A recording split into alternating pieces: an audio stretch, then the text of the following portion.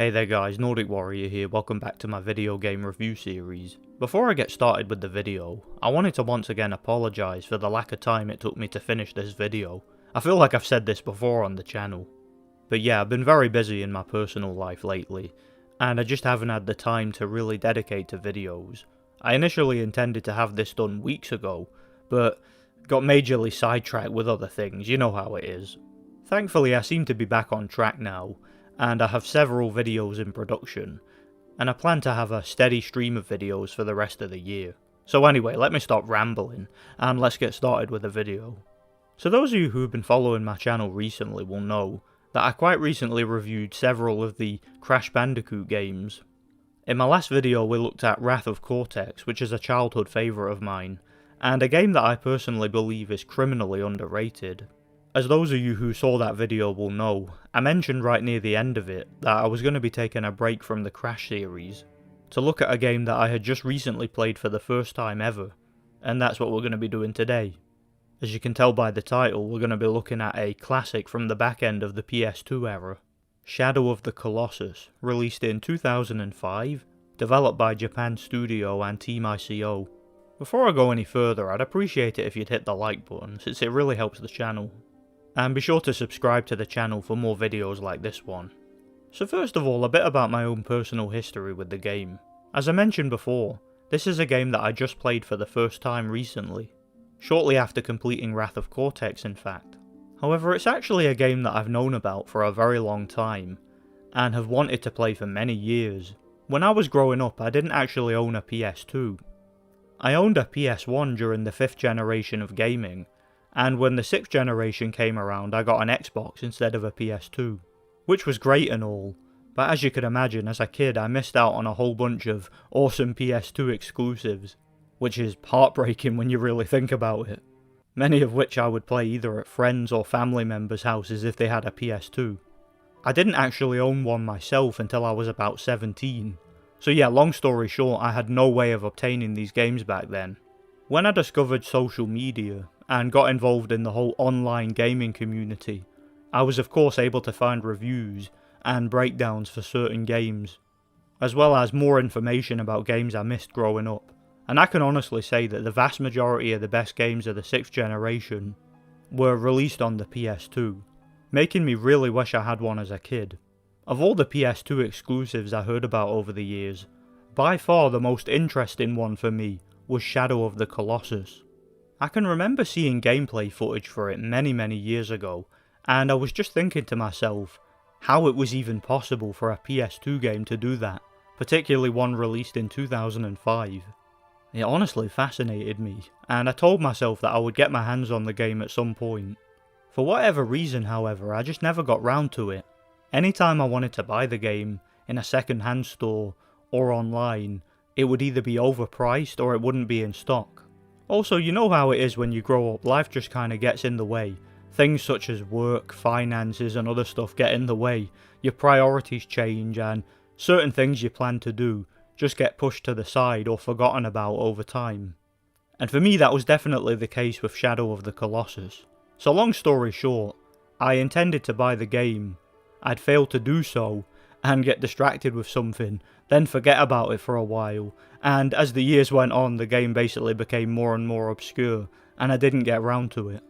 Earlier this year, with me really getting into my retrospective reviews for the channel, I decided I wanted to spend more time reviewing games from that era that I didn't personally grow up with. Those of you following the channel will know that that's exactly what I've been doing, and I figured that would be the perfect opportunity for me to finally buy the game and play it. So I did. I went out and bought the game. Initially I intended to just buy the original PS2 version in its purest form, however I discovered that it was actually considerably cheaper to buy the PS3 port of the game, which for those of you who don't know is a direct port of the original, with pretty much no changes at all, just the capability to be played in HD, due to the PS3 being a HD console. So yeah, it's a HD port of the exact same game. Another reason I went for that version is that it came with 2 games for the price of 1. You of course get this game, as well as ICO, which is another PS2 classic from the same developer, which I will be talking about in the near future. Interestingly enough, this game is actually a spiritual successor to ICO, but I digress. I enjoyed it so much that I completed it multiple times.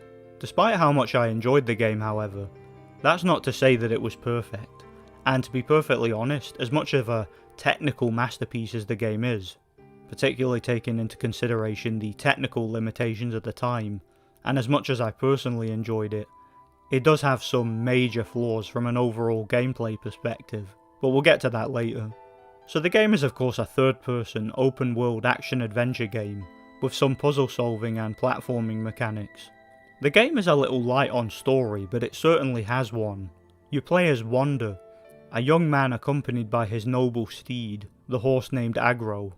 Together they enter an isolated and abandoned region known as the Forbidden Lands.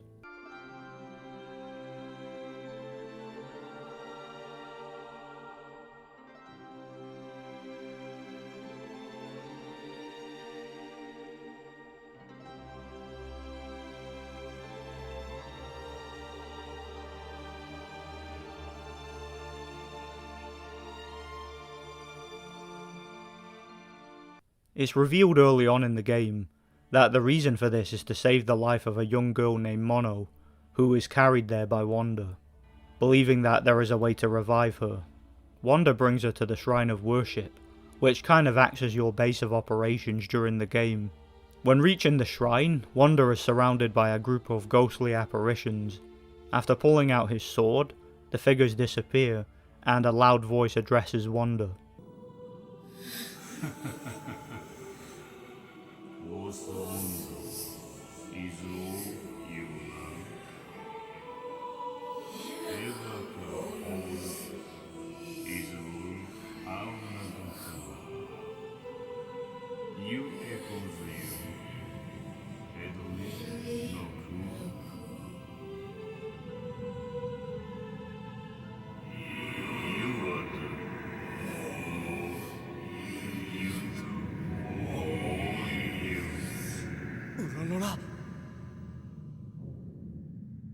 This is the voice of Dorman, an entity believed to be evil, who was trapped in these lands.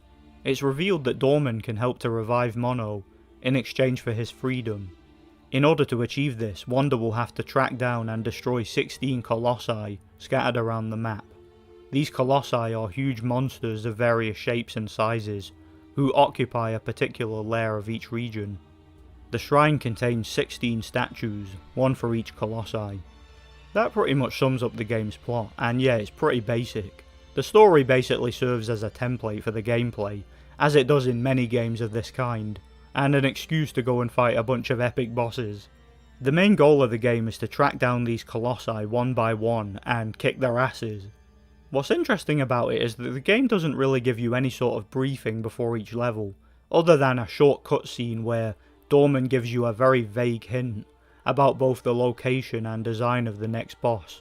You begin each stage by using the ancient sword, which is Wander's primary weapon, to locate the next target. You do this by shining a light into the distance and scanning the environment. If the controller begins to vibrate, then you are pointing the light in the right direction. Simply hop on your horse and ride off into the direction the light was facing, and you will eventually come across a short cutscene, indicating that you're going in the right direction.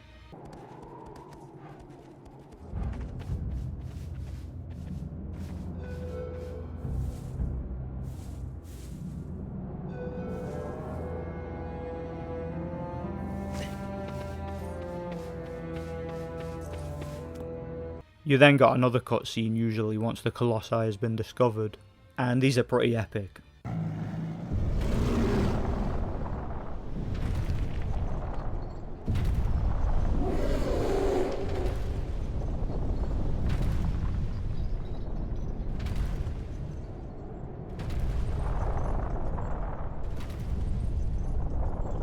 The first Colossi battle acts as a useful tutorial for the game, introducing you to the overall controls and gameplay, as well as the climbing and platforming mechanics. And of course introducing you to the first boss battle, which is quite epic. This is of course where the main focus of the game takes place, the boss battles. And let me be as blunt as I can here, these are absolutely incredible. Again, particularly when you consider the technical limitations of the time. It's here you realise that this game really pushes the limit for what the PS2 was capable of, with some of the most genuinely dynamic boss battles from the time. So essentially each Colossi, rather than being a boss battle in the traditional sense, is more of a puzzle to solve. Each Colossi will have its own unique size, shape, speed and design, as well as movement patterns. And the goal of each battle will be to figure out where its hidden vitals are. These are basically the boss's weak spots, which will need to be stabbed with the ancient sword to do significant damage. This is of course easier said than done, since getting to these vitals will require a certain amount of patience and skill. This is actually a very intellectually stimulating game, since when playing through it for the first time, you will have almost no indication of how to find a Colossi's vitals, or how to avoid its attacks when doing so.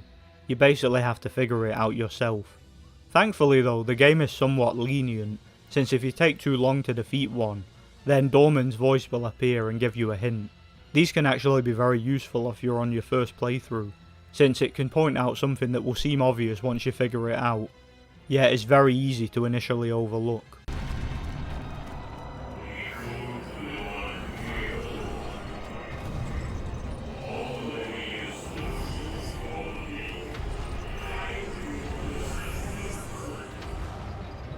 There are several ways to go about the combat, and experiment with each boss. First of all, you can simply observe the boss and stay hidden in some cases, watching its movement patterns and looking for an opportunity to take advantage of. Most of the bosses will at some point require you to grab a hold of them and climb up, and usually this can be done at a specific moment only, which you yourself will have to instigate. For example, hiding behind some pillars to get the big guy to bend over so you can grab his big ass beard.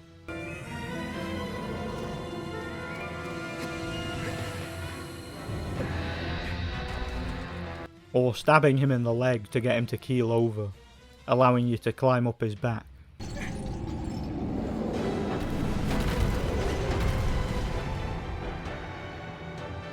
Or even in some cases getting to a higher ground where you can jump directly to its vitals. Sometimes you will even need to use your horse to outrun the boss and get him to reveal his weak spot. I found it really interesting that the horse was implemented into the combat in that way. It's really fun to take on these bosses and try your best to figure out how to beat them. It can take a while to do so on your first playthrough, especially if you're not used to games like this. But once you figure it out and finally bring them down, it's certainly worth it and makes you feel like a badass.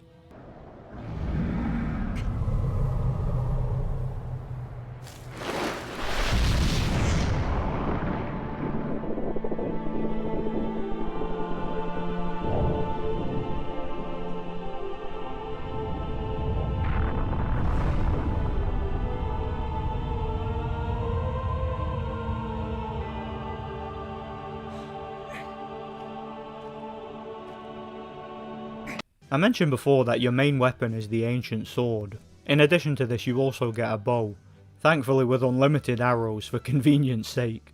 The bow serves several functions of its own. In most battles it can be used to either slightly weaken the boss by shooting its vitals from a distance, or to simply get the boss's attention, since sometimes they ignore you completely, making them impossible to damage. I mean, at times I felt like a bug being completely dismissed by a giant.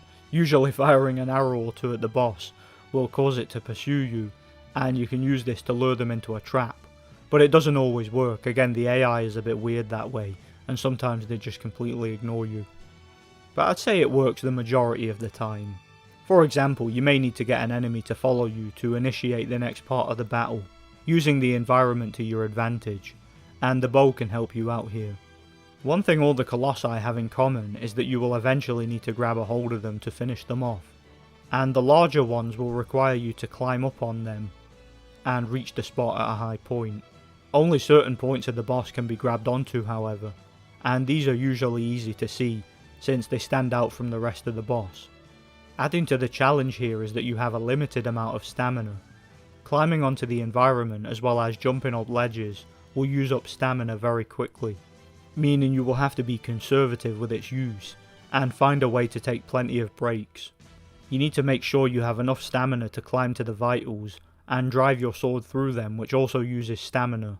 And there will be certain parts of the boss that you can stand on without having to grab a hold of it to use up stamina, but be very careful here, because the bosses will move around and try to shake you off, or try to attack you. So you will occasionally have to grab on, or occasionally have to jostle for position up on top. This can actually be very frustrating.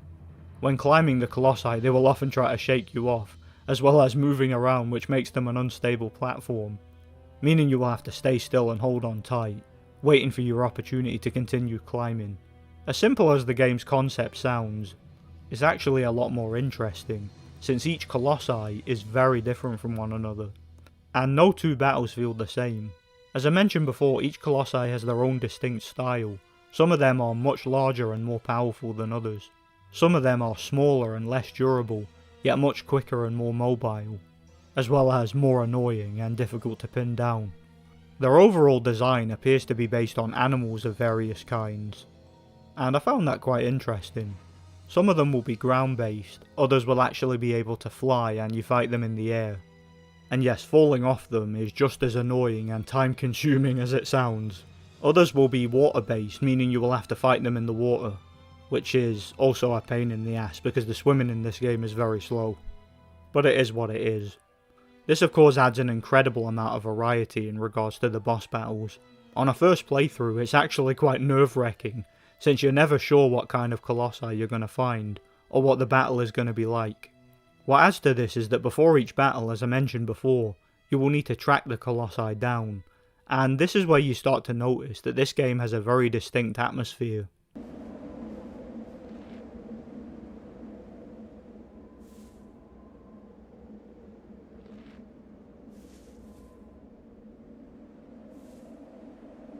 With this being an open world game, you're probably wondering what there is to actually do around the map, and what function the open world actually serves.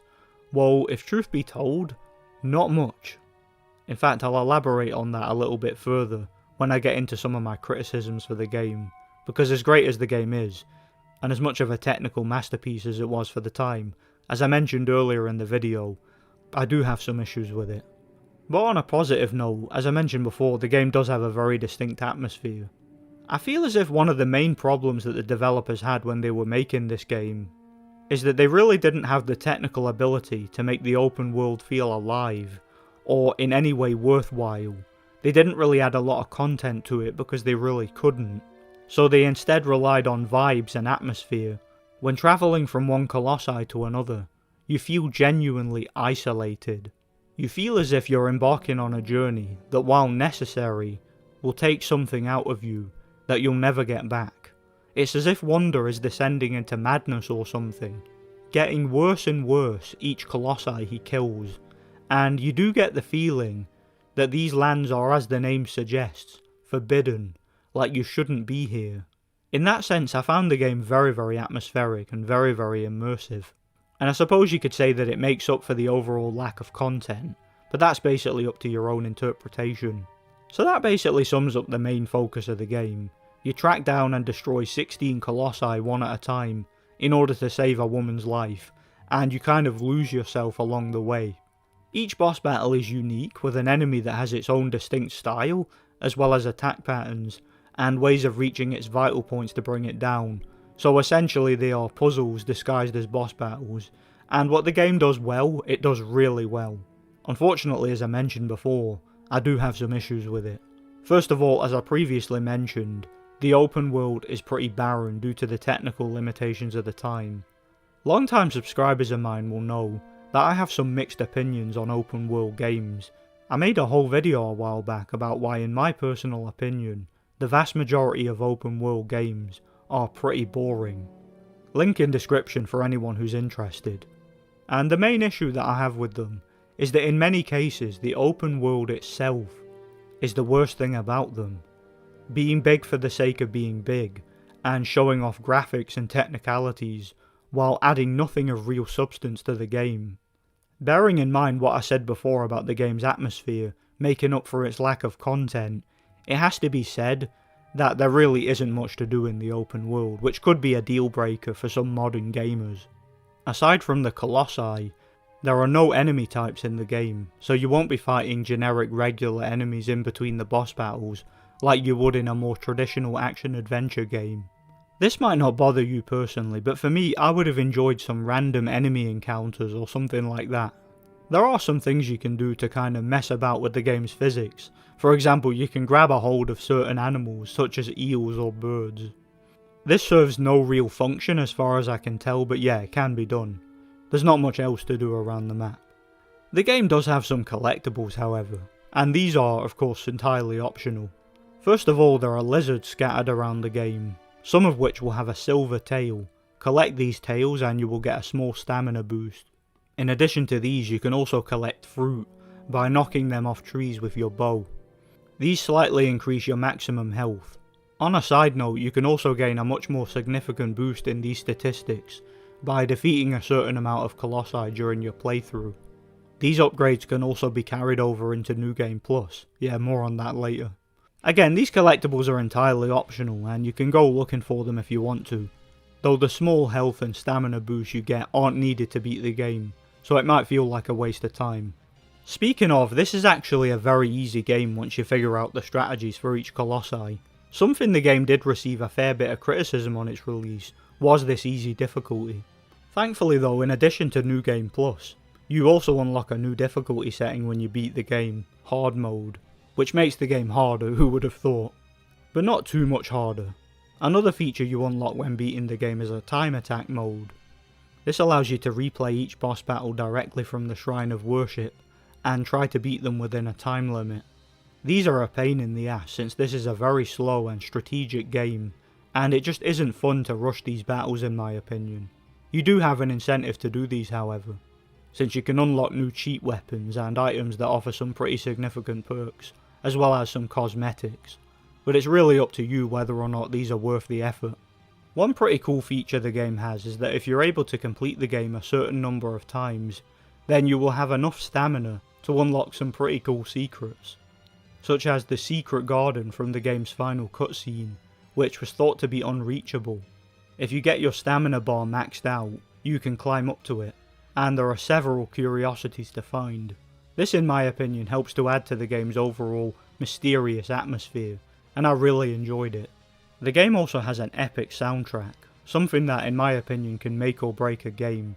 The eerie, mysterious music when you discover a new lair to set up the next battle really puts shivers down your spine.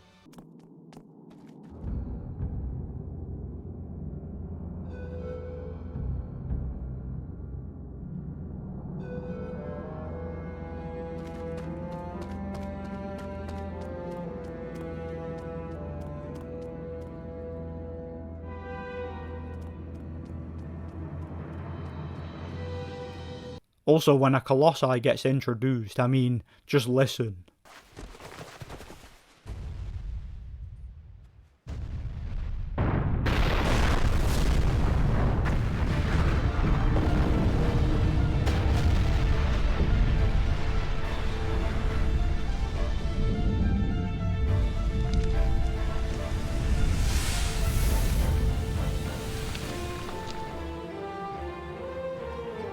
My favourite music in the game, however, is that triumphant theme that plays once you figure out a boss's weakness and gets closer to victory.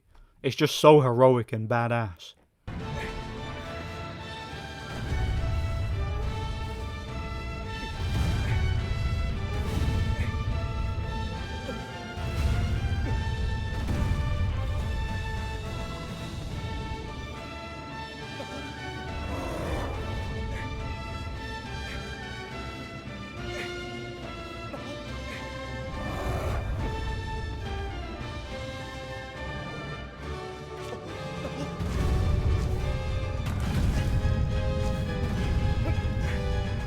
great soundtrack and sound design in general, which is always important in a game as far as I'm concerned.